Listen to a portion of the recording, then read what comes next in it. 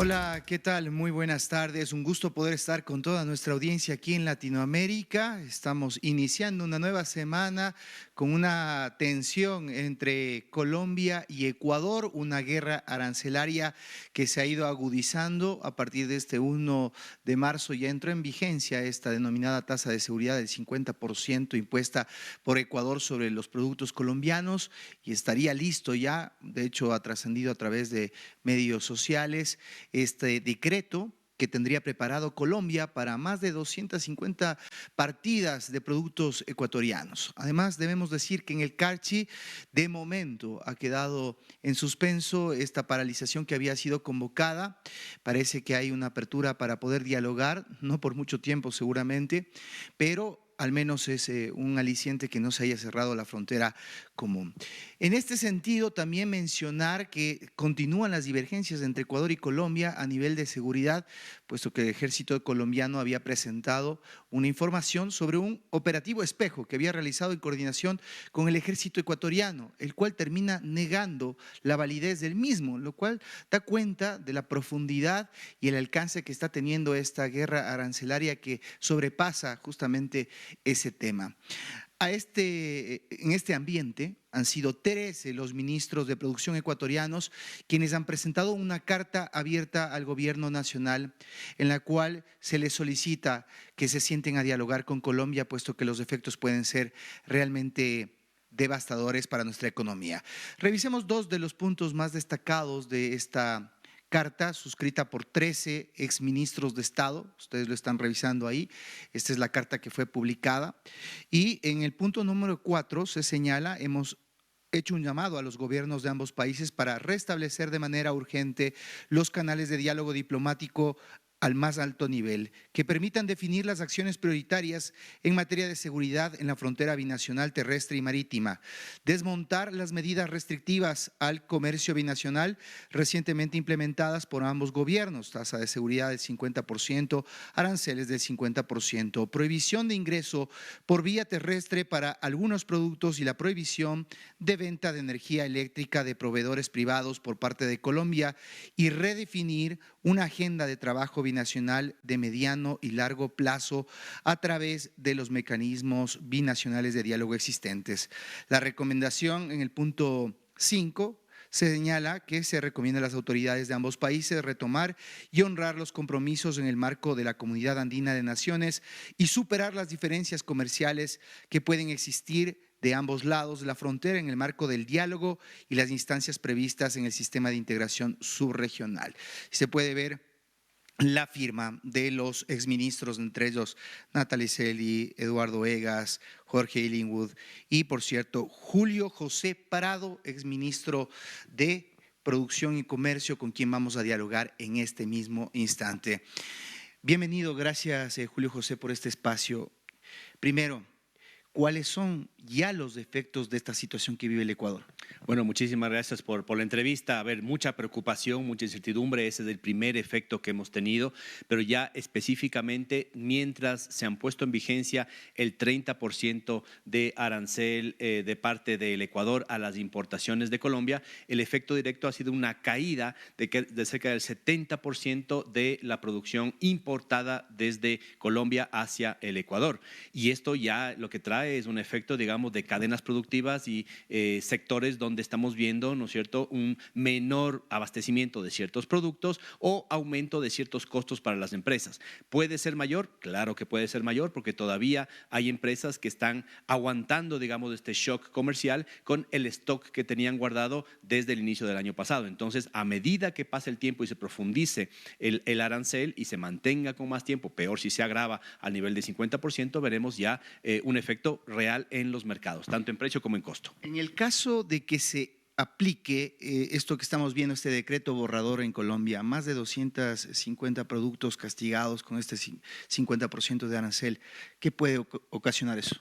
Bueno, eso ya sería, digamos, en el peor escenario pensábamos que podíamos llegar a 30% de lado y lado a todo el universo arancelario, y ahora llegamos a un escenario en el cual tenemos la posibilidad de que lleguemos a una guerra comercial total, y esto ya lo podemos calificar incluso de un embargo comercial. Prácticamente prácticamente da lo mismo si llegamos a cerrar la frontera entre los dos países, porque un 50% equivale a que en gran cantidad de los productos que comerciamos podríamos llegar a 0% en nivel en términos de intercambio comercial, es decir, una caída a 0% del intercambio comercial. Esto es gravísimo porque afecta, digamos, del lado del Ecuador, por ejemplo, hasta esta semana tenemos un arancel del 30%, pero que afecta solamente a 20 productos y cerca de 73 subpartidas arancelarias. Lo que se ha anunciado del lado de Colombia es que subiríamos a más de 250 subpartidas arancelarias, casi el 95% de lo que exporta el Ecuador. Esto, según el propio documento que ha sido compartido por Colombia oficialmente, pero que está en consultas, significaría una caída del comercio entre los dos países, tanto exportación como importación, superior al 70%, con ciertos productos que dejarían de venderse. El presidente de la República decía: Colombia es nuestro peor socio comercial, y 13 ministros hoy firman un exhorto para que se sienten a dialogar. ¿Podríamos de alguna manera hacer una radiografía del comercio entre ambos países y por qué es importante?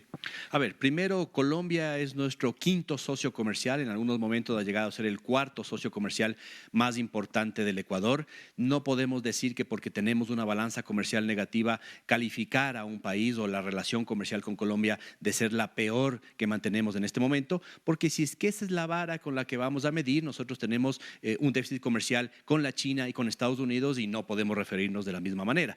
Nosotros importamos una cantidad de productos de Colombia que o no los producimos acá o los producimos en diferentes calidades, ya sea mayor o menor calidad o mayor o menor precio, y por eso los traemos de acá.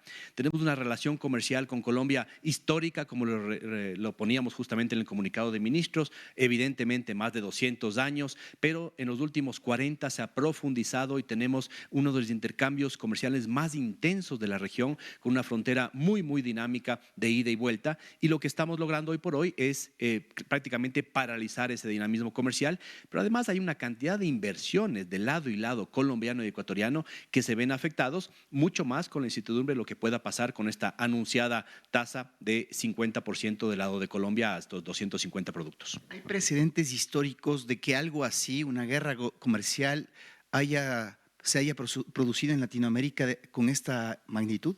Estuve revisando algunos datos para ver si es que teníamos algún registro en los últimos 40, incluso 50 años, de los años 70, de alguna guerra comercial, y no aparece ningún registro de una guerra comercial de esta magnitud, con lo cual esto también es histórico desde ese punto de vista, digamos, es muy malo, porque desde los años 50, 60 que América Latina había entrado en un proceso más bien de diálogo, de colaboración, y sin duda la Comunidad Andina de Naciones era es este espacio donde podemos resolver estas diferencias, y es parte de lo que llamamos y decimos los exministros que firmamos la carta, el comunicado, que utilicemos ese mecanismo andino y todos los mecanismos binacionales para sentarnos a la mesa. El diálogo y desmontar estas aranceles, digamos, de lado y lado, es lo único que nos puede ayudar en este momento. La Comunidad Andina de Naciones se ha pronunciado también haciendo un exhorto similar al que están haciendo los exministros de Estado.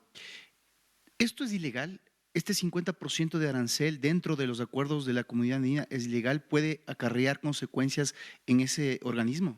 A ver, la comunidad andina es quien tendrá que determinar si es que es legal o no, pero tenemos algunos precedentes, ¿no es cierto?, en la comunidad andina que nos dan a pensar que una tasa de seguridad que puede ser considerada un arancel comercial no entra dentro de la legalidad, y eso es muy preocupante porque evidentemente la comunidad andina ha dado a trámite la demanda de Colombia, y hasta que no se resuelva ese trámite de Colombia no entrarán también las contrademandas que ha impuesto el Ecuador, y la comunidad se va a tomar, ¿no es cierto?, 2, 3, 4 meses hasta poder resolver. Si es que el trámite es contrario al Ecuador, es decir, gana la demanda Colombia, el Ecuador tendrá que paralizar inmediatamente, si es que subsiste en este momento, la tasa de seguridad, y también devolver todos aquellos valores que se hayan cobrado, digamos, en forma retroactiva, lo cual evidentemente es un nivel de incertidumbre muy grande también. Habrá que revisar qué es lo que sucede en 3, 4 meses.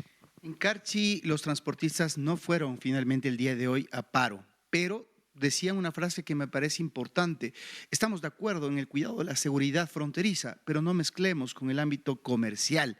En ese sentido, ¿Cuáles son los principales productos que se ven golpeados, afectados en este momento? Si podrías definirnos cuántos millones de dólares se mueven entre Ecuador y Colombia.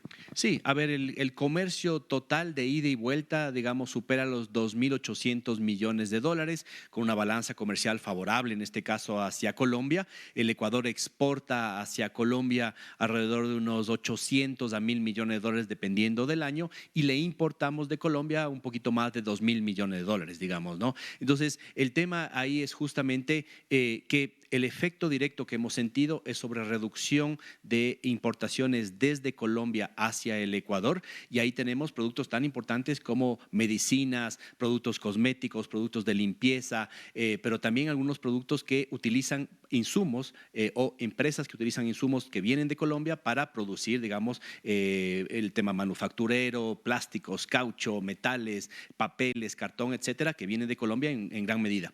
Y ahora, desde el Ecuador hacia Colombia, hay un tema importante. Hasta el día de hoy, digamos, la medida afectaba a cerca de 1/3 de las exportaciones del Ecuador hacia Colombia. Si se concreta este decreto, que todavía está en borrador, de subirle 50% a todo el universo arancelario del Ecuador, ahí ya tendremos un efecto superior al 90% de nuestra producción, y entrarían productos tan grandes o tan graves como, por ejemplo, el atún ecuatoriano en lata estaría grabado con ese 50%, las maderas contrachapadas y toda la cadena de suministros de madera estaría afectada, y también productos tan importantes como el arroz, el banano, el cacao, el plátano, ¿no es cierto? Y una serie de cereales y productos manufactureros que se envían a Colombia. Ese sí sería un efecto tremendamente importante. Dicho de paso, el propio decreto de Colombia cuantifica esto en caídas de más del 70% de lado y lado de la exportación e importación. Está hablando fácilmente de valores que superan los 2.000 millones de dólares de afectación. Finalmente, a modo de política comercial, ¿cuál, de acuerdo a tu experiencia, puede ser la motivación de que esta guerra haya escalado hasta este punto? ¿Qué es lo que buscaría Ecuador? Si esta es la vía adecuada para hacerlo o no. ¿Y cómo podemos terminar?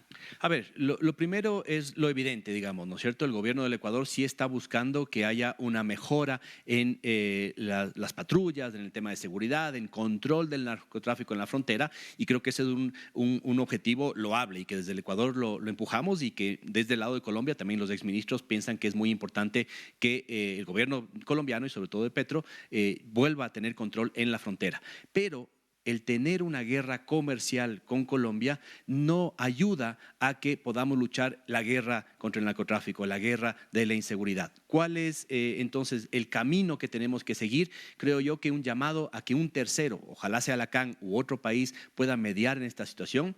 Y el segundo tema es que podamos conocer de primera mano cuáles son los ofrecimientos de lado y lado en materia de seguridad.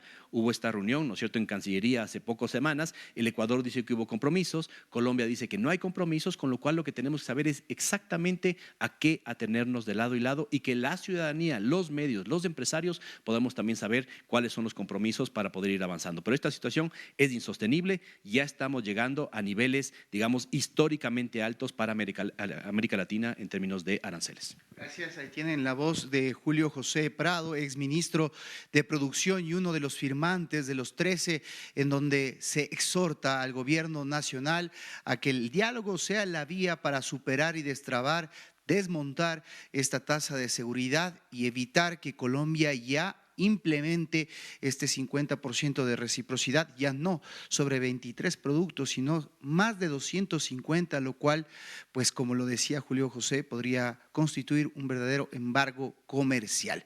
Veremos qué es lo que ocurre en una noticia que genera alta tensión en nuestra región. Soy César García Vélez, sigan en sintonía de DNews, nos vemos más adelante con otras noticias desde la mitad del mundo.